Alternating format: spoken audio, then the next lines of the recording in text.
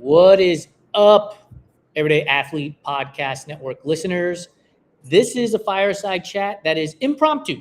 I have Santino Williams who is joining me because this stuff happens and guests miss their invitations, and this is all a part of life. So we normally would do an intro. I would mention what Santino does and all of this stuff, but instead we're just going to bullshit with each other, and you're going to enjoy it for somewhere between 45 minutes and an hour. What's up, dude? Hanging in there. How about you?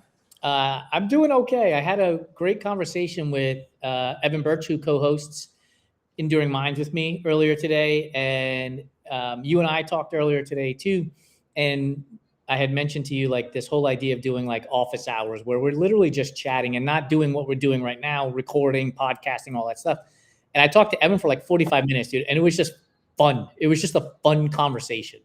For sure. No, totally. And I think that's kind of the thing, like we were talking about before. I think that's a component that kind of gets lost in all of this social media shuffle is we're supposed to be having fun. It's supposed to be less me or you or whoever talking at the audience. It's supposed to be a dialogue. So I love this concept. I love that we're introducing it. And I think the more that people kind of see what's up, whether they want to be in front of the camera like this or just have it be a kind of behind the scenes type thing that might get recapped later. But I think more people are going to want to participate in this because it's the kind of thing it's very much needed right now. Yeah, dude. Like I say this all the time. I've been heavily influenced by Dan Le Batard, the Dan Le Batard Show, and South Beach Sessions, which is just a phenomenal podcast. And the way he conducts it, though, is like you feel you're at the table next to him and his guests, so you're like eavesdropping a little bit. And so when somebody gives an answer, he's not a rude interrupter, but like as somebody saying something that resonates with him, he'll be like, oh, wait a minute, before you go any further, I want to add this into it, right? And it becomes a conversation, which is what these things are supposed to be. Absolutely. No, 100%. I'm a huge Dan Le Batard fan myself. We actually have, I'm sure I've told you before, obviously the art connection, his brother, who unfortunately passed away. But we have several pieces of work from his brother, David Le Batard Lebo. All of you art fans out there, look him. Honestly, if you liked the Dan Le Batard show, his brother did all the design for. Yeah, it's just fantastic stuff. It's super dope, the integration. Like, you know, Dan will tell you, like we're best friends. Dan will tell you.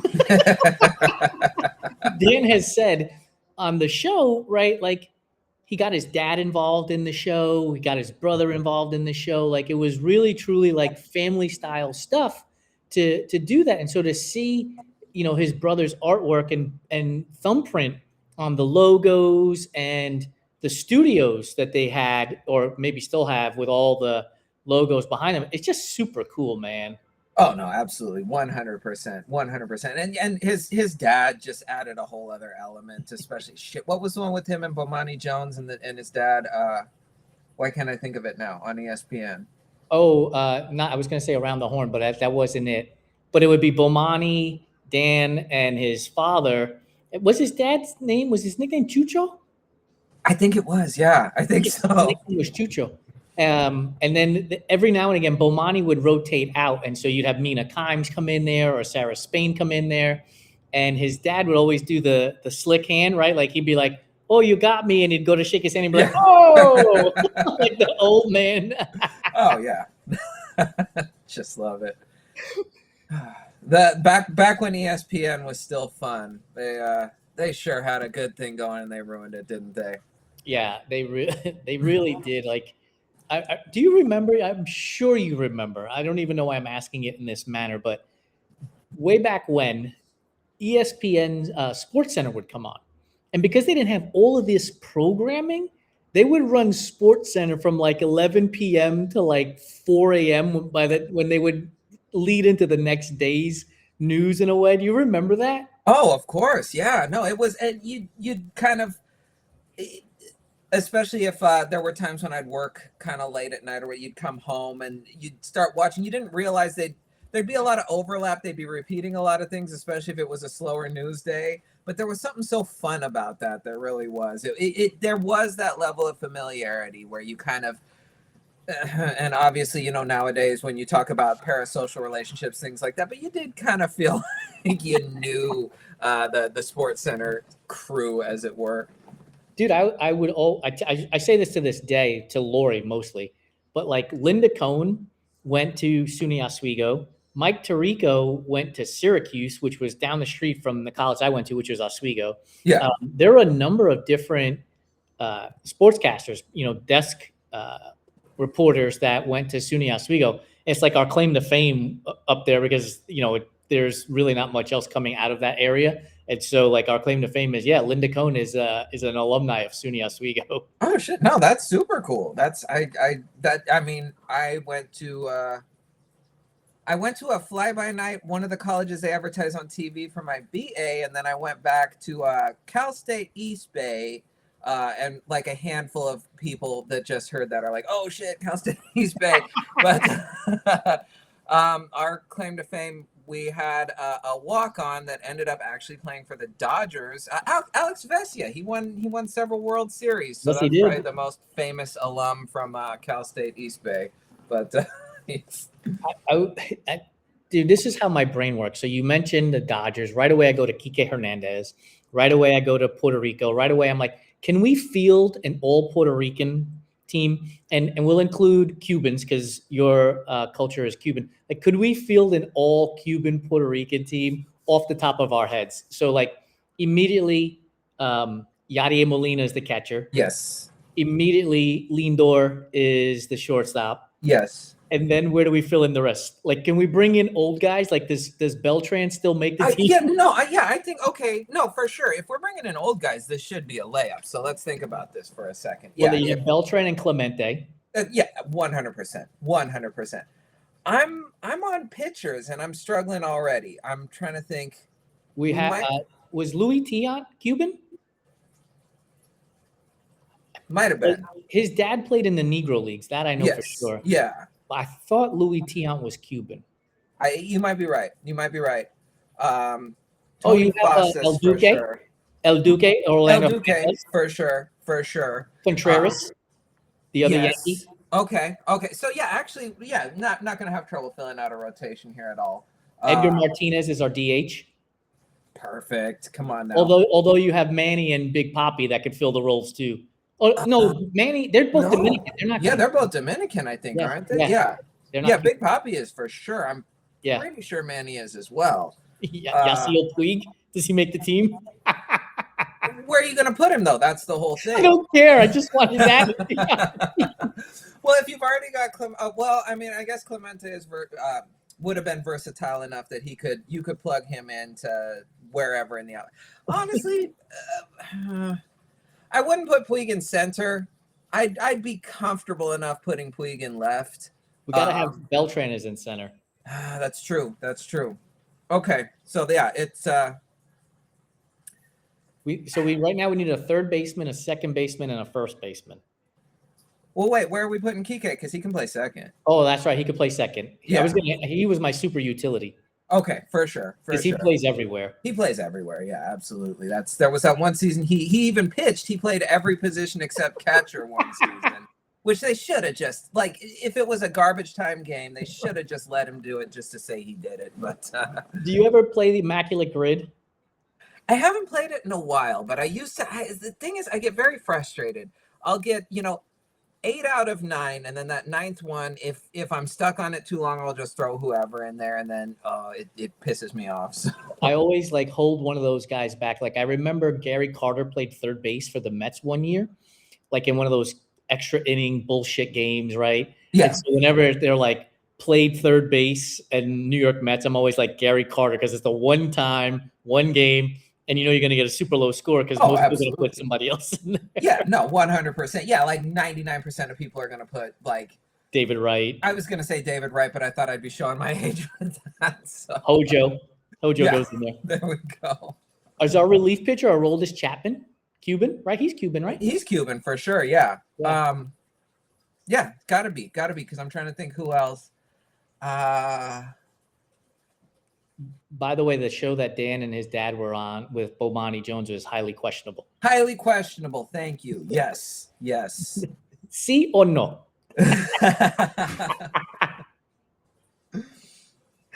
I can't believe we don't have a first baseman or a third baseman at this point for this all Puerto Rican Cuban team. We might have to bring. And it's going to be somebody obvious too. And yeah, for sure, dude. By the way, did you know that there were only 6 now with Beltran? Only 6 Puerto Ricans in the Baseball Hall of Fame. I find that incredibly hard to believe, but it's wild, right? Like Lindor and Yadier Molina, when they get in, will be 7 and 8. Yeah, easily, for sure. But it's wild, dude. It was, oh my goodness, I'm gonna blank. Orlando Cepeda. Okay, for sure. Edgar Martinez, Beltran, Clemente. Oh my goodness, I can't believe I forgot who the other 2 were already. That's how crazy it is, dude. Like, there's only 6 Puerto Ricans that have made the Baseball Hall of Fame. It's wild. I mean, that just doesn't seem right when you. It makes me think that there's less Cubans then too. There's got to be. There's got to be. I can't even think of Minnie Minoso. That's the only Cuban I can think of, and he was kind of brought over from the Negro Leagues Hall of Fame. Yeah. By the way, we forgot Yoenis Cespedes.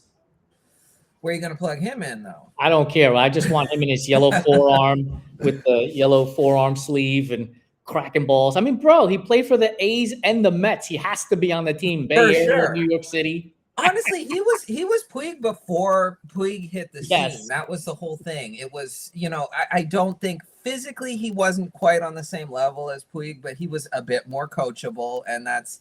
You don't want to venture off into those respectability politics waters too much, but goddamn, Puig, if he could have just chilled a little bit, that dude would have been elite. Like, it's frustrating to me when I really stop and think about that. Probably first month when he was on the scene, what was that, 2015, 2016, something like around nobody had ever seen some shit like that before. It was just, he was automatic every at bat, and he's just like gunning people, from 300 feet out to home. Like, what is this? Talented.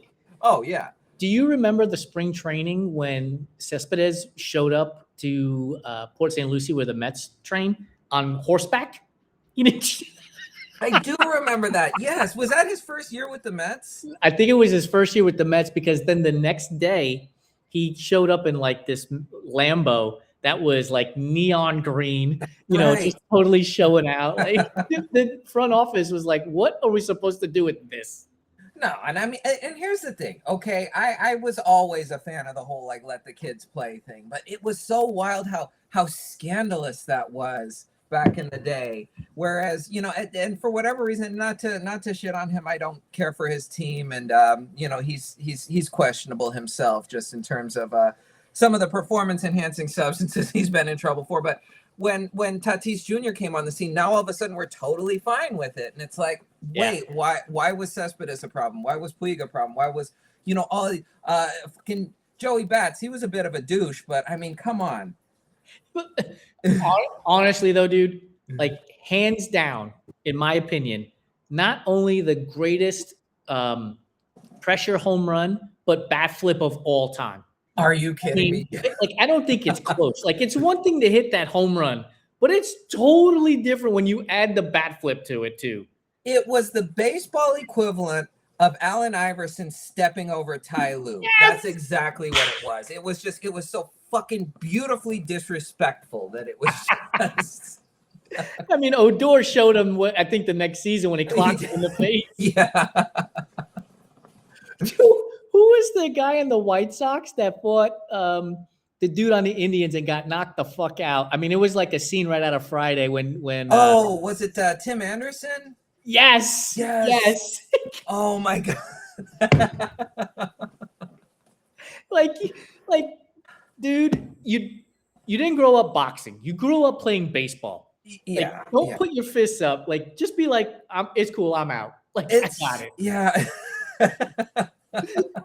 Yeah, there comes a point where it's less embarrassing to just be like, yo, my bad. Save face that way than it is to get fucking smacked upside your head. And he got laid out. Like, he was out on the ground like if it was in a boxing ring. Oh, yeah. Yeah, no, that was like something out of those fucking World Star videos from back in the day. He looked like Trevor Burbick when Tyson hit him. Right?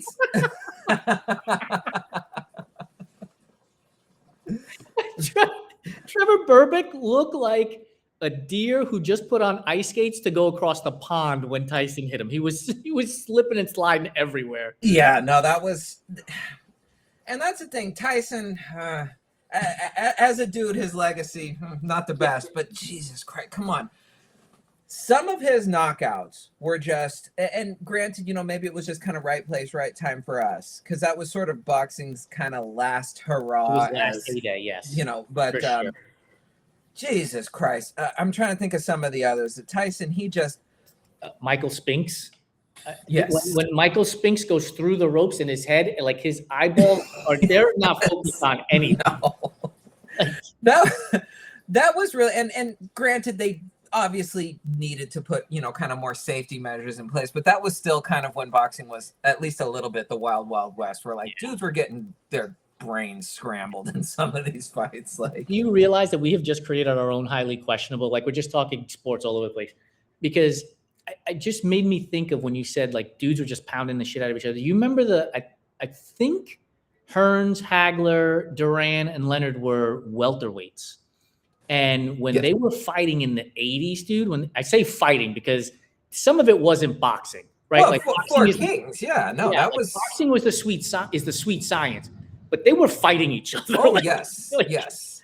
I remember watching Hagler and Hearns with my dad, and Tommy the Hitman Hearns is got hair and he's a little skinnier, and Hagler is built like a brick shithouse, bald, and menacing as all get out. If you get in the ring with Hagler, you have to have cojones of steel to be like, I could take you. Oh, 100%. That dude was just a nasty, and I don't mean nasty cheater fighter, but he was just his punches looked like they could go through walls. Oh, yes. He was one of those. It was like a dead blow. There was no recoil to that punch. It was going through you. It wasn't you weren't stopping that punch in any way. Sugar Ray Leonard was a great boxer. He was a craftsman. And so he beat Hearns and he beat Hagler. But if you put those two dudes in the street without rules, you would say to yourself, there's no way Leonard is going to be able to beat Hagler. And yet, with boxing and the science behind it, he did. It's just wild when you see the difference in their technique and their aggression and their plan to beat the other guy. It was crazy. I remember those days like it was yesterday, dude. Oh yeah. Oh no, that was God. It was. It really was kind of the last of the golden era. And you had some real big names too. Of course, Four Kings. You had, for whatever reason, his name's kind of been lost to history, but it's very much you can kind of tell who was watching back then. Julio Cesar Chavez. Yeah. That dude was fucking unrelenting. And yes. I'm a kid. I don't really fully understand but it's just watching. It's he would not give his opponents room to breathe. He was essentially kind of the blueprint for the Manny Pacquiao's and some of the other just kind of fast hands, just kind of it was almost like they were playing chess, just seeing several moves in advance. Yeah. But, he was oh no, go on. He didn't allow you to have personal space. Absolutely. Right. There was no, he was always in your grill. But then you bring up guys like Hector Macho Camacho, who was fighting Julio Cesar Chavez back then. Yes. Felix Trinidad afterwards comes to mind as fast hands and also being able to punch through a wall. Yeah. Did I ever tell you that we met Roberto Duran when I was a kid? No way. Where at? Yeah. So we were living in the Bronx on Broadway in Riverdale, and there was a park across the street, and they played softball there all the time. And so one day my father's like, hey, let's go watch the softball. We could have watched it from the apartment building, by the way, but we'll go down to the park. Just something to do, get out of the house. Get out of the house. We go down there, and there's Roberto Duran, Manos de Piedra, at this fucking street softball game, dude, and got his autograph. Yeah, it was wild. Oh, how cool is that? It was super dope. It was really cool. I mean, he couldn't speak a lick of English, and I couldn't speak a lick of Spanish, but I was a tiny kid. But it was just cool to get his autograph. I have no idea where that napkin is today. I'm sure it got lost in the garbage. Oh no, I think about that. Some of the autographs I had when I was a kid, it's not even are they valuable today, whatever, but it's the stories to tell. Yeah. And yeah, I mean, I guess they were special up to a point and got put in a drawer or a box somewhere. And I'm sure I could find them if I really looked, but who knows where they I'm are. gonna give two fighters names, and just like yesterday in What's in Your Earbuds when we gave Oye Como Va to Joe and his face lit up because he was trying to remember Santana. I'm gonna Yeah. give you two boxing names, and I just want to see your face. Okay. First one, same era that we're talking about with the welterweights, Donnie Lalonde. I know the name, but I'd be lying if I said I had any. The name rings a bell. He had like flowing blonde locks. Like he was a welterweight, quasi skinny, and he fought Leonard a couple of times, and Leonard whooped his ass. Okay, that's where I know him from, is from fighting Leonard for sure. Yeah. And here's the second one, Jerry Cooney. Okay, yes, Jerry Cooney for sure. Yes. The Great White Hope. Yes. like somehow, some way, right? If we do an investigative report today, he's tied to the mafia, right? Because there's no reason that dude should have been in a ring with back then Larry Holmes. No. And I think he might have been too young to fight. Tyson might have been too young to fight Jerry Cooney. But he definitely was with like Larry Holmes and that whole contingency. So maybe even like the end of Frazier, possibly beginning of Holmes. You know, and I wonder, yeah, it seems like there was definitely, and again, it's one of those things. I'm sure there was some kind of like organized crime element, Had to be. but there was definitely something else going on there where it's like, how did some of these fights even get approved is my question. There's some commissioner at the Las Vegas Gaming Commission who's like, look, for 10 grand, I'll give this fight a license. Right. Like, just hook me up, right? Yeah, exactly. I'm sure somebody had a nice envelope of cash dropped off at their mailbox. Do you remember the movie Harlem Nights? Oh, of course. Yeah. Right. So when the champ is fighting the Great White Hope in that movie, that's what Jerry Cooney always reminds me of. Like there had to be some police commissioner somewhere who had a bet on the fight and was like, I'm gonna make money on this. Oh yeah.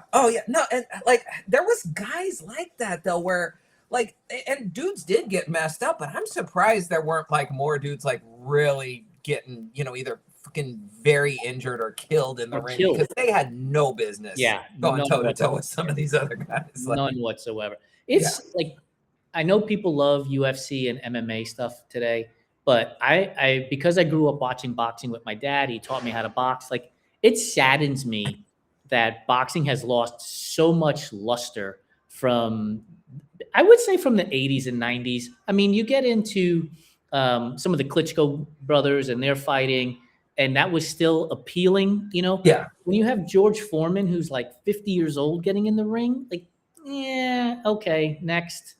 I think the thing is really, and I don't know, I don't think it's a very controversial take. I think what would have saved boxing as a sport that we never got was Mayweather Pacquiao when they were both in their prime. Correct. I think that was the fight everybody wanted. And if you're a Mayweather fan, you'll say Pacquiao was ducking him. If you're a Pacquiao fan, you'll say Mayweather was ducking him. The deal is this: neither one wanted to lose to the other. And so it was almost like a gentleman's agreement that they would both kind of avoid giving the people what they wanted. And really, that was sort of boxing's undoing, I feel like. Did you read that they are in agreement for a Mayweather Pacquiao 2? I did, yes. Yeah, it's the first one was only about 10 years too late. So this one's what about? They're gonna be wheeling these dudes out on with crutches and walkers and shit? I mean, I wouldn't want to get in the ring with either one of them still, but they're Right. well past their prime at this point. Like, come on. I mean, unless they gave me the pay-per-view for free, and even then, I don't know that I would watch it. Like, there's no way that it's gonna be any good. No, can we get it on Netflix like the Mike Tyson and Jake Paul bullshit? That was a sparring session, is what that was. 100%. That was the stupidest thing. I swear to God. Tyson, I think Tyson's 50 years old. I think he's about my age at this point. Yeah. If you gave him like 60, 90 days to get in shape and like he would have it would have been like, remember Rock'em Sock'em Robots? Sure. Punch the chin and the thing. That would have been Jake Paul. Look at what just happened with him in this other fight. Like, I mean, with Tyson, not a chance. No, absolutely not. But I mean, I'm assuming Tyson might have needed a little money or something like that, especially considering his Super Bowl commercial afterwards. It's like, bro, like you're doing anything for a paycheck these days, I guess. But I can't. I don't know his life. I can't judge. All right, so we could have the argument of all arguments, and maybe we do this in all of sports. Ali, Tyson. I've thought about this many times. I still think about it from time to time. If we're talking both in their prime, yes, both in their primes, I'm probably going Tyson, and my reasoning is this: Tyson was essentially bigger, stronger, faster Joe Frazier, and Joe Frazier took one of three from Tyson from Ali. Excuse me.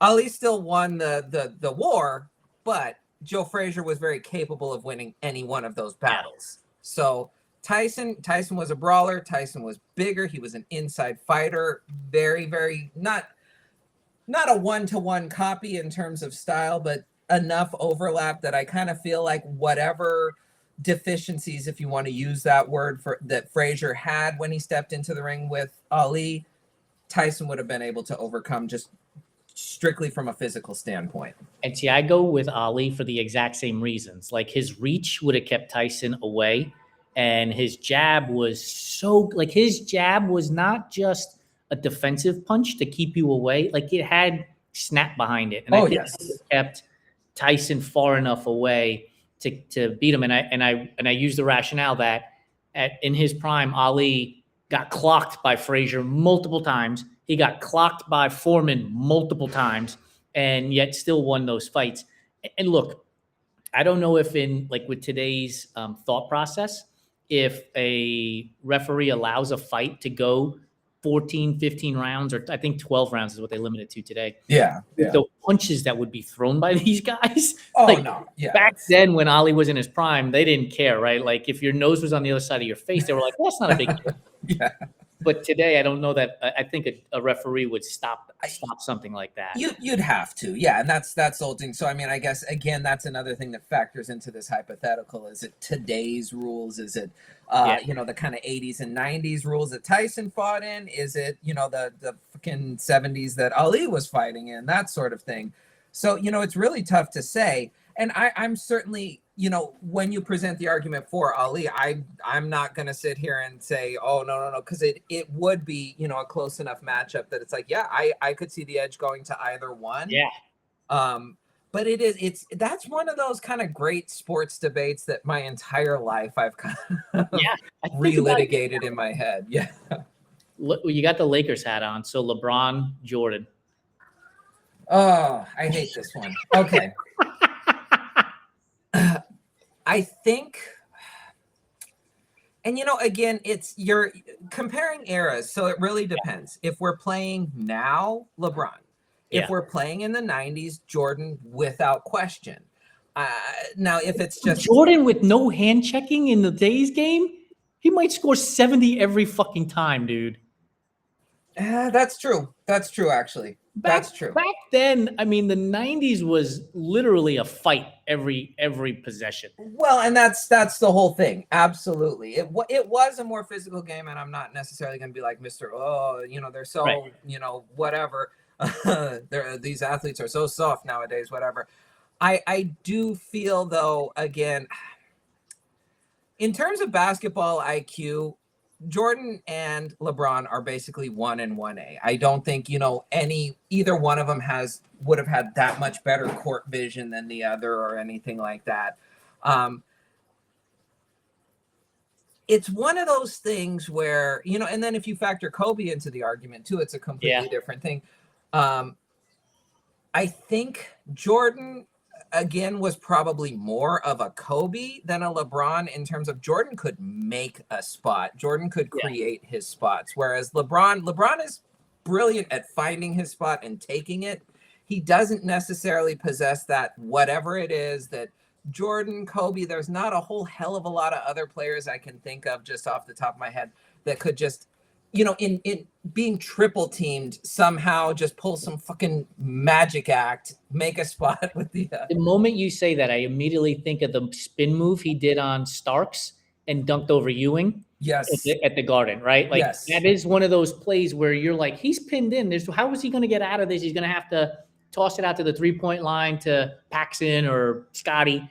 And he just does this spin move, leaves Starks like if he's waving the red cape. Like oh, yeah. Yeah. And then dunking on Ewing. Right? Like that is crazy, dude. No, it's insane to me. And that's the thing, that especially the second three-peat, that Bulls team, you want to talk about, a super team. I say this as a Lakers fan, and we've definitely had some super teams. I don't know that there is any other team, including the 0-1 Lakers, that takes the 96 Bulls in a best of 7 series. It would be so hard. It would be so hard. It would be so hard. I will say this for LeBron. I do think LeBron could have played in the 90s because he's not fragile. No. Dude has got muscles on muscles.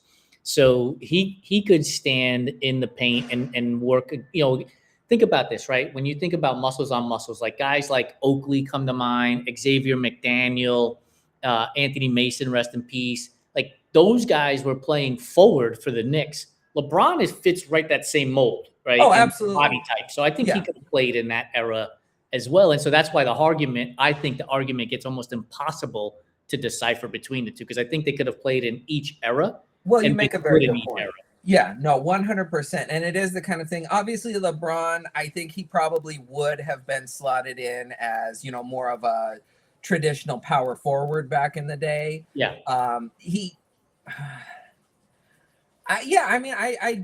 I certainly don't think he would have struggled, back in that era, because he's fucking, the dude is built like a linebacker, for Christ's sake.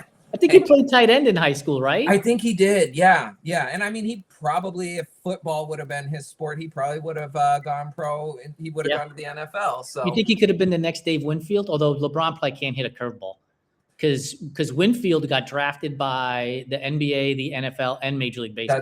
That's right. I think he's the only person to ever be drafted by all 3 major league sports organizations. That sounds right. I can't verify that, but I can't think of anyone else. Yeah, because it's like you think of who would be physically gifted enough to have done that, and I mean, Bo Jackson wasn't drafted in the NBA, right? Did I ever tell you the story about me watching him when he played on the Royals against the Yankees when Deion Sanders was on the team? No way. Dude, it was crazy. So it's the game I went to. Bo Jackson hit 3 home runs in the game. And Deion Sanders hit an inside the park home run so first of all, the Bo Jackson home runs, 2 of them were moonshots. Like just from the crack of the bat, you knew it. There was one he hits to right field. I swear to God, it was a pop up to second base, and it just kept going. Like, it was unbelievable. Hits a home run. Now, Bo Jackson is playing center field. Deion Sanders is up, batting lefty, hits a ball to center field. Bo is running his ass off, makes a diving attempt, misses it. And the ball goes all the way to the fence. And now I'm watching one of the fastest people I've ever seen in my life running the bases at Yankee Stadium. I don't know that Deion Sanders' feet touched the ground the entire time. It was wild to see him sprinting all around the base. And he had to make a dive at home plate, and the catcher just missed. Like, it was wild, dude. Like I have I've been at some crazy ass baseball games, and that is one of the best stories I've ever can tell, because I was there. Now, would you say that's the most legendary performance you've ever seen on both sides of the ball? Without a doubt. Yeah, without a doubt. That's insane. I will tell you the most emotional one I've ever seen live was the Mets were playing the Diamondbacks in the division series. The winner, this was game 7, the winner goes to play the Braves in the NLCS. Todd Pratt comes up to bat. Todd Pratt is the backup catcher to the fucking backup catcher to the backup catcher at this point, right? Like nobody knows who Todd Pratt is. He hits a ball to center field, and the sound off the bat, I will never forget. It sounded like the bat exploded. And there's Steve Finley running back, and Steve Finley's lefty. So he reaches up, jumps at the fence, reaches up dead center field, and he comes down and he slumps onto the warning track with his back against the fence. Nobody knows shit, right? Like, nobody knows what's happening. And he looks in his glove and shakes his hand. And so Todd Pratt hits the game-winning home run. The fucking stadium goes nuts, dude, like beyond nuts. And there is an old man next to me. He's got to be in his 70s or 80s, and he's crying. And he's like, I cannot believe I've lived long enough to see the Mets make it into the NLCS again, because he was probably 70 when they won in 86, right? Like Yeah. this dude is old and he's crying, and it was just phenomenal. And to start this off, so I have tickets. My now ex-wife and I are driving to Queens from Westchester, so it's a little bit of a hump. We're stuck in traffic. I'm an anxious person. Like, I don't want to miss a single pitch. We're stuck in traffic, and I'm like, let's just turn around and go home. I don't like. I'll watch it out at home, right? And she's like, no, just park the car. And we finally parked the car. We got into the game in like the top of the second inning, so we missed the whole first inning.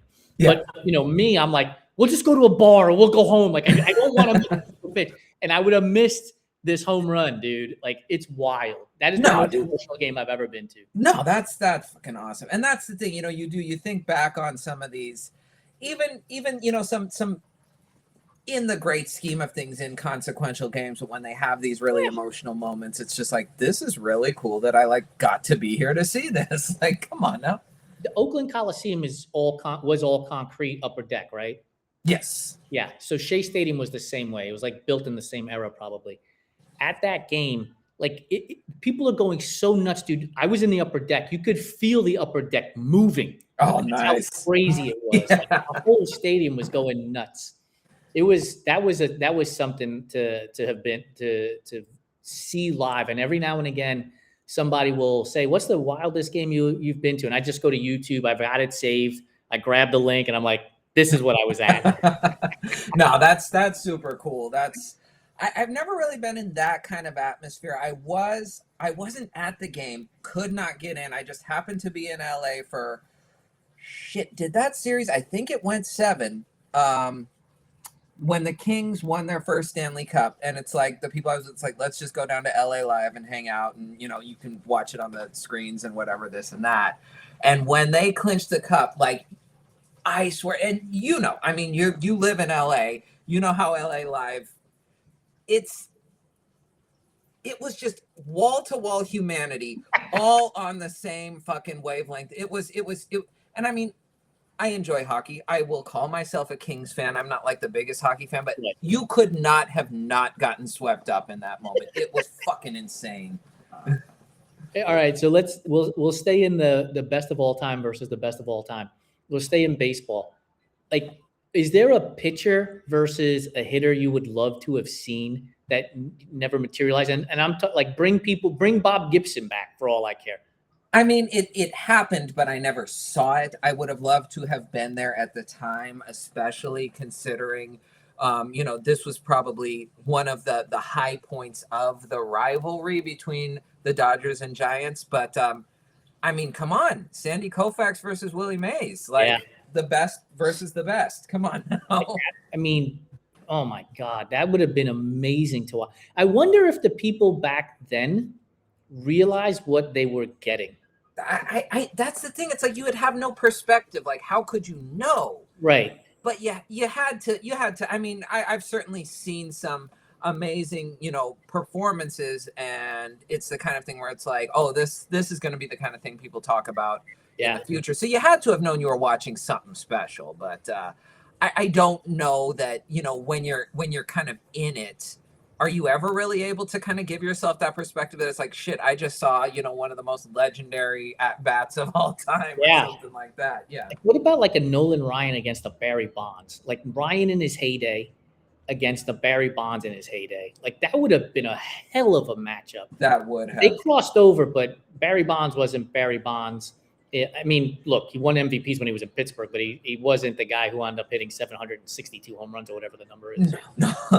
And that's, really, I mean, you could plug, there's a lot of pitchers throughout history you could plug in that I would have liked to have seen up against Barry Bonds. And I don't know, I've got some personal stories about Barry Bonds. Not the best guy from a standpoint of, being a stand-up guy, but you can't deny, and it pains me to say this as essentially a Dodger fan. I'm still a little mad at the organization, but that's where my loyalties lie. It pains me to say this, but it is criminal that Barry Bonds is not in the Hall of Fame. He was a man among boys out there, and you can talk about PEDs and you can talk about this and that and whatever. I don't care. Barry Bonds is one of the greatest baseball players of all time, and the fact that he's not in the Hall of Fame, especially considering now there are other guys who were caught up in controversy that made their way into Cooperstown. So, all of that to say, there's a lot of, just legendary pitchers from history that I would like to see versus Barry Bonds. The thing about the Hall of Fame that I don't understand is the standard for getting in is, were you the best of your generation, right? Yeah. And so if we take that path and we say that that era was tainted with PEDs, then they've all leveled up, right? Yes. Clemens was leveled up. Pettit was leveled up. A-Rod was all these guys were leveled up because of PEDs. Canseco, McGuire, Sosa. And yet Bonds was still better than all of them. Yes, absolutely. So if you're going to argue that they're the best of their generation, then argue it that they're the best of their generation. Put an asterisk on it if you want to, for all I give a shit. Balco, whatever. Yeah. But, talk about it. Put them in there. Well, and here's always been my argument as far as that's concerned. Why haven't we vacated, every World Series title from, the early 90s to the mid 2000s? Yeah. Why haven't we vacated every MVP, every Cy Young, whatever this and that? If we're going to stand on business, let's stand on business here, because there's definitely a lot of people running around with World Series rings that we're juicing. There's a lot of people who took home MVP trophies, who took home Cy Youngs that we're also juicing, Bonds included. But it's like, why is the Hall of Fame where we're drawing the line here? If we're really gonna, take this moral stance, then let's go all the way. I mean, right? So back in the day, these guys were taking greenies. Yeah. I mean, I don't have scientific fact behind this, but I'm guessing Babe Ruth was drunk a lot of times in the game. That's what they say. Yeah. Right? I mean, even Mantle is quoted as saying he was hungover and drunk. So if we're drawing a personality contest into this thing, then okay, so you're allowing what amounts to people who are abusing alcohol into the Hall of Fame. Where's the line get drawn at this point? Didn't Tim Raines, didn't he admit, and this is, okay, I've got an autograph story with Tim Raines. Literally, this other thing ties into it as well, but didn't Tim Raines admit that that's why he slid head first, was so he didn't break the vials of cocaine in his pocket? I never heard that, but it makes sense. So, no, that's when I was a kid, I would slide head first just because I thought it looked really cool when Tim Raines did it. And then when I was a little bit older, he was playing for the A's for one season. And I managed to, go down. We were in high school, a buddy of mine and I, we'd cut school sometimes and get on BART and go to the Coliseum so we could get there early. Back in those days, you get bleacher seats for $2 or something like that. So we go to the game. We're waiting. We're there super, super early. They let us in. We're watching batting practice, whatever. So we run down to buy the dugouts because, security's not checking anyone's tickets at that point. And Tim Raines is signing autographs. Get his autograph. He drops my pen as he's going to give it back to me. I'm like, Tim, you dropped my pen. And he's like, oh, well, walked away like that. Okay, cool. But I did manage to find that autograph years and years later. Tim Raines is a great name for Immaculate Grid, because you have the A's, the Yankees, the White Sox, and then the Expos. So if the Nationals come up, right. Yeah. You could use him in that because the Expos became the Nationals. He's always a good name to use in those scenarios. For sure. There is a woman on Instagram and Threads. Her handle is Black Girl Loves Baseball 44. Yes. Yeah. Oh my God, what a great account, dude. She gets on there. She gives you a 1 minute video or whatever, and she's got some fun stats and information and asks great questions. I've been a baseball fan my whole life. It's the sport I love the most. But it reinvigorated me for the 26th season when I found her account a week or so ago. It's so good. No, it's super cool. It reminds me of kind of the more old school now, but back when you'd have kind of the indie reporters who it was just kind of like a regular person hanging out at spring training or whatever that could kind of work their way into getting access to the players and stuff. And it's not, I don't want to say it's not polished in an insulting way, because it's a very great presentation, and honestly, everyone listening, follow that account if you like baseball. You will love it. But there's something almost kind of guerrilla marketing about it that it's so like, cool. It goes back to what we said earlier, which is like we want to just have conversation. So like brings you in. Exactly. I don't need it to be polished. I don't need you to ask the right questions. I don't need you. I just need the information presented in a way that's enjoyable, and that's exactly what she does. 100%. 100%. So we're coming up on an hour here, and I could do this all fucking day, dude. I mean, we could do highly questionable without a doubt. Oh, I started thinking about like, because we have this ongoing running joke between you and I, like, what Pac-10 players can we use to fill out an NFL roster?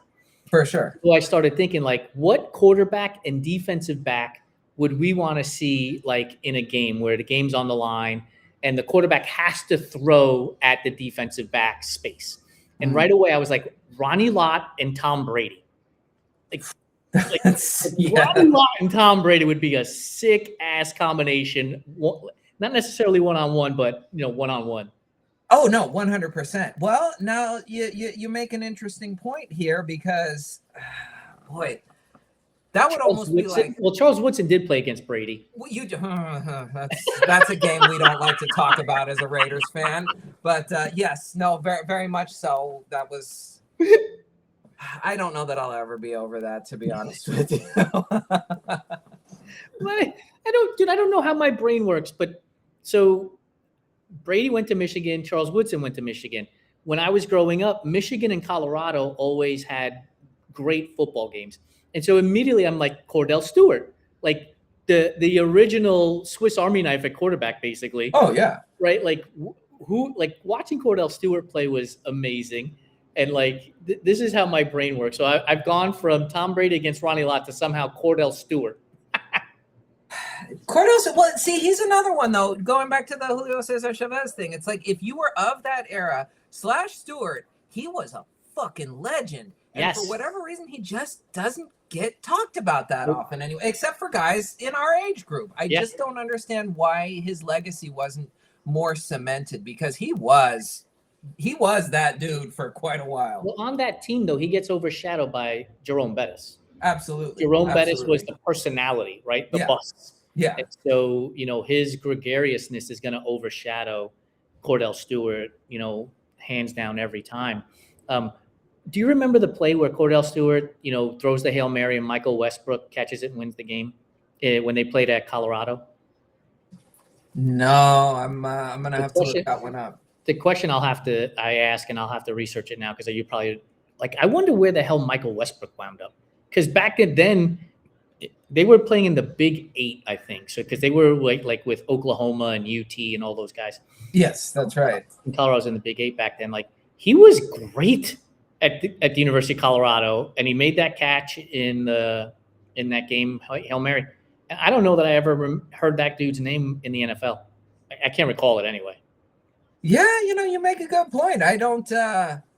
If he got drafted, he didn't do much. That's for sure. But yeah, couldn't have. But yeah, it would be if we could set up a one-on-one. Right off the top of my head, I would go Tom Brady against Ronnie Lott. No, Tom Brady against Ronnie Lott. I think that's probably going to be your. Peyton would be good in this too.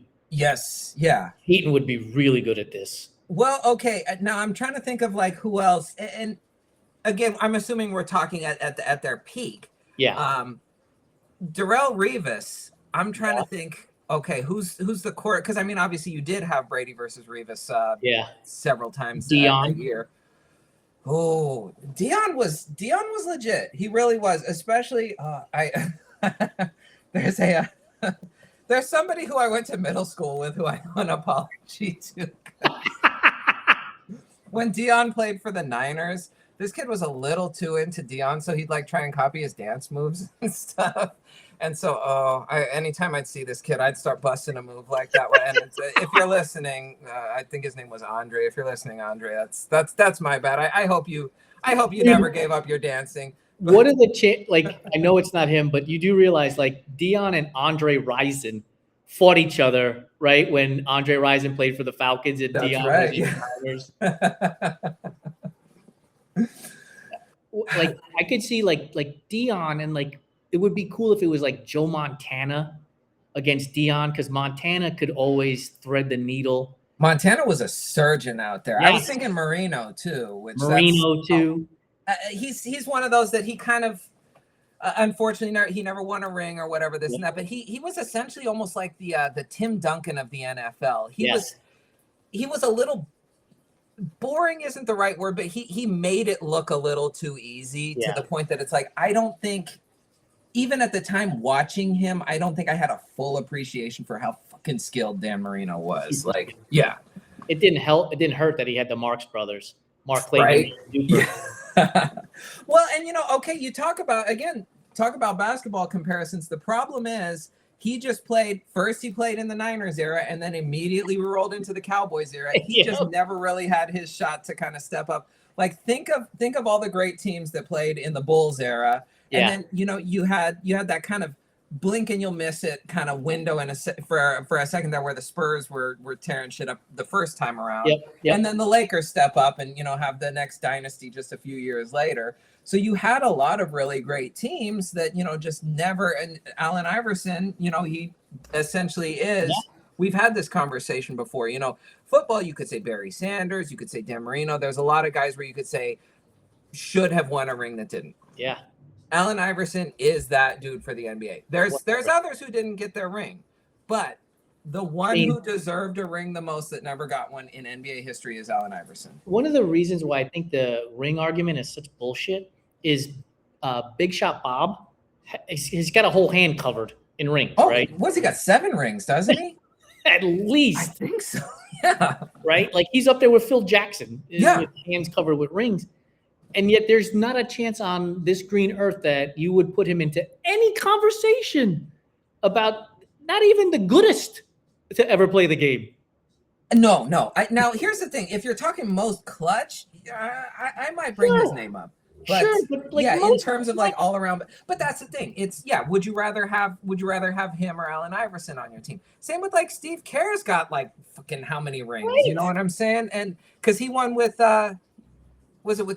he was with Chicago and then was it with San Antonio? Yes. So he's got fucking 4 or 5 rings. And then he's got what, 3 with the Warriors? 2? Yeah, it's got 3 as a coach, 4 as a coach. 4 as a coach. Yeah, shit. So but again, would you rather have Steve Kerr or Allen Iverson on your team? So that's where ring culture to me gets a little bit stupid. And going back to the whole Jordan versus LeBron debate, I will 100% admit that I will I'll give Jordan the edge over LeBron, but it ain't because of the rings. It's just, that's ridiculous to me. And, people say, oh, well, what's LeBron's record in the final 4-6 or something like that. To go to 10 finals. I don't care that you lost 6 to go to 10 finals. And that shows you're doing something right. Yeah, exactly. You made mention of like the teams that didn't win championships. But think about the teams that did win championships in the Bulls era and Lakers era. Like nobody talks about the Houston Rockets, right? No. Nobody talks about Olajuwon and Drexel and Sampson back then. And then, what was the other? The Pistons. Like you talk about the Pistons, but in a bad boys scenario. You don't really talk about them as champions. You talk about them as lame beer, clotheslining people. You don't really talk about them as the champions, even though they were. They were. No, and that's so. Here's the thing. It's obviously I grew up in the kind of the tail end of Showtime. So that Lakers era, that was kind of my introduction to basketball. But essentially, the first like kind of sunrise sunset dynasty that you would call it that I experienced was the Pistons, and it was. Their antics always kind of overshadowed the way the game was played. And I'm not Mr. Oh, you got to play the right way, whatever this and that. But that's literally it. Even back then, it was just, bunch of dirty players. And that's kind of what their legacy is. So had the Knicks won a championship back then, if Starks could have hit the broadside of a barn back in the day, right? Like they probably would have said the same thing because Xavier McDaniel, Oakley, Mason, Ewing. I mean, that they lined up an offensive line with John Starks as the running back. Oh yeah. Right? Well, and Oakley, here's the thing, and this could be a whole other debate. Oakley, top 3 greatest enforcer of all time, right there. And he did eventually. He won a ring when he went to the Bulls. Yeah. Yes. I think so. Yeah. I think you're 100% correct. I think had the Knicks been able to kind of break through in that era, they would have essentially just been the Pistons. It would have been, the fact that they were fucking bullies would have overshadowed any sort of championship accomplishments. I mean, like, what a look for New York City. That basketball team coached by Pat Riley with the slick back hair. Like, we talked about Mafia and Jerry Cooney fighting back earlier in the conversation. Like, he just looked like he was a Mafia Don walking into the court, dude. I love to hate Pat Riley. I really do. Have you ever read the book Showtime? No. Next time I see you, I'll give you, I have multiple copies, so I'll bring you one of my copies, but it's actually really interesting. Pat Riley, he essentially invented that whole persona. He was sort of like a fucking hippie beach bum when he went to work for the Lakers. I mean, obviously he was a former player, but he was kind of just this kind of down and out whatever. Yep. And, to his credit, he saw his opportunity. What was it? Paul Westhead was injured. Yep. And he stepped up and, took what he wanted, which is, very, very mafia-ish. But it is wild that that's essentially kind of an invented persona. And in the end, he became one of the most legendary figures in the history of basketball for Amazing. It. So, and like the things that he's done, I mean, with the organizations, right? One with the Lakers, took the Knicks to as close as you could get. I mean, you can't shoot for John Stark, so it's not his fault. And then with the Heat, like, it's amazing. No, and that's the thing. I would honestly, as no disrespect to Phil Jackson as a coach, but other than maybe Jerry West, who I don't believe ever actually won a championship as a coach, he certainly did, in the front office. Right. I don't think there's anybody who's had success, going from coach to executive. Greg Popovich, too, of course. Yes. But Pat Riley's right up there as well, more so than Phil Jackson even. So one of the things when we were talking earlier, and I don't want to drag the show on for too long, but I love talking sports and things like that because I think our personalities come out. Like the good fortune we have to have been alive during an NBA era in which we've gotten to see Jordan, Kobe, and LeBron play. Oh, like, 100%. Wild, dude. Oh, yeah. Wild. Well, and think about who we saw, as we were younger, kind of coming up. And granted, it was at the tail end of their careers, but it's like I watched Kareem play. We watched Magic, Dr. J, all of them. We have literally lived in kind of the best basketball era. That's for sure. And now we got Curry, too, right? Like, oh, yeah. Hands down. That's, and, here's the deal. I know he makes his way into the GOAT conversation for some people. I don't know that I'd put him there, but again, I don't know that there was ever somebody who changed the game as drastically, as quickly as Steph Curry did. I mean, he literally, look at the run and gun offense, like, was adopted by everyone literally because of him. And what's wild is when they finally realized that 3 points is greater than 2, right? And they started practicing shooting threes, clearly.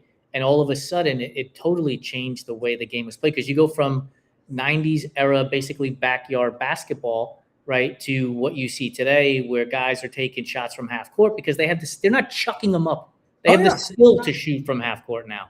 Yeah. It's wild to see the evolution of sports. Like, for me, right, getting to see the pitch clock, like, I know some old heads are like, oh, my God.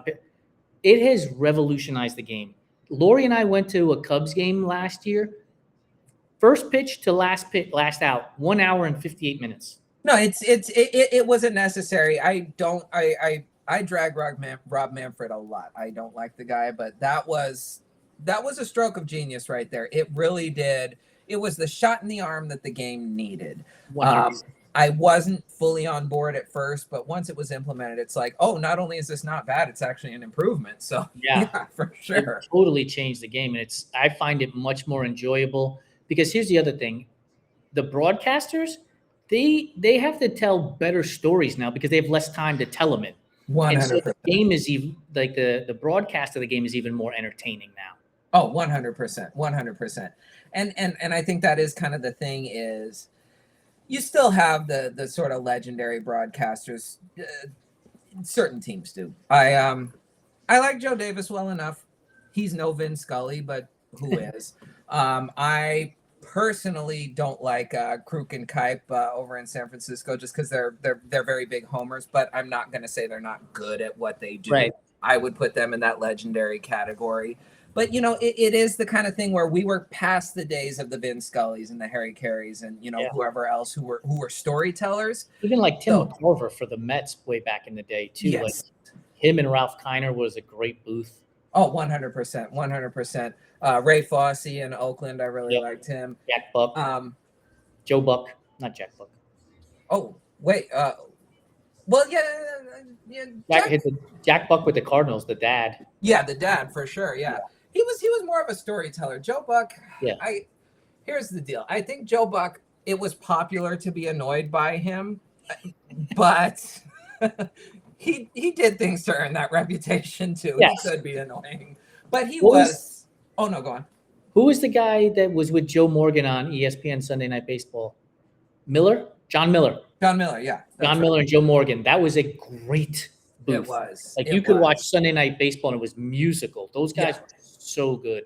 And that's you don't have like it's very rare to have that anymore, you know. And I like seeing the young people kind of step up and get to fill these roles. I like that there's more women involved now, things like that, whatever. But still, very few of these teams have that magical combination anymore. The Mets do. Like Gary, Keith, and Ron is phenomenal. I remember when we were driving to Phoenix, actually, during the playoffs, and Lori and I listened to all 18 innings, basically, of the Mariners and Blue Jays, and we were listening to the Blue Jays radio broadcast, and it was bad, dude. Like, it felt like they were working so hard to not be homers, and I'm like, but you're on the radio. This is the place to be a homer. Like, you're absolutely yelling about Vladdy Guerrero Jr. and yelling about Bichette and Springer. Like, you should be yelling about these guys and telling stories of Dave Stieb and, oh my God, I was going to call him Vida Blue, but that's not his name. The guy who pitched with Steve. But anyway, like, you should be telling stories of all of these guys from back in the day. George Bell and Lloyd Mosby and Jesse Barfield. Like, give me those stories. These guys they were boring, man. No, and that's always and you know, here's the thing. This is going to be a very controversial one for sure. I always felt Bob Uecker was kind of boring like that. It's not that he didn't have the stories, but it was very much like, we get it. You tried your hand at being a comedian or whatever, this and that. And he didn't, at least to me, and I apologize to any Brewers fans out there, because I know it's different if it's your guy. So, you know, I'm not going to sit here and say, oh, you sucked, whatever, this and that. He didn't. He was fine. But there was something about it was like, he's okay, but I just don't quite get the legendary status that he's given because of that. Because it's like, again, you're not a comedian. Right. Like, call baseball games. That's what we're Exactly. Love it. All right, dude. I appreciate you. This was a great conversation going down sports memory lane in all sorts of ways. We went from boxing to basketball to baseball to football, and back around again in some instances to the other sports. 100%. Yeah, we covered a little bit of everything. Next time we'll have to throw a little soccer, some tennis, some golf in there. We'll get all of that. But no, this was awesome. Yeah, this is what the whole point of this stuff should be, which is just having fun, talking. It takes us away from the stress of running and following metrics and paces and miles, and just allows us to be human beings for a moment. 1,000,000%. Thanks, dude. I'll see you. Of course. I'll see you later, man. Take it easy. Oh, by the way, I got to be a good podcaster. So for those of you who managed to stick around for the whole show, be sure to subscribe, rate, and review. And if you're using Spotify and YouTube, please leave us a comment so that, yes, it helps with the algorithm, but I also love seeing comments and replying to you and getting you engaged with our community. So appreciate you, and we'll see you next time on the next Fireside Chat.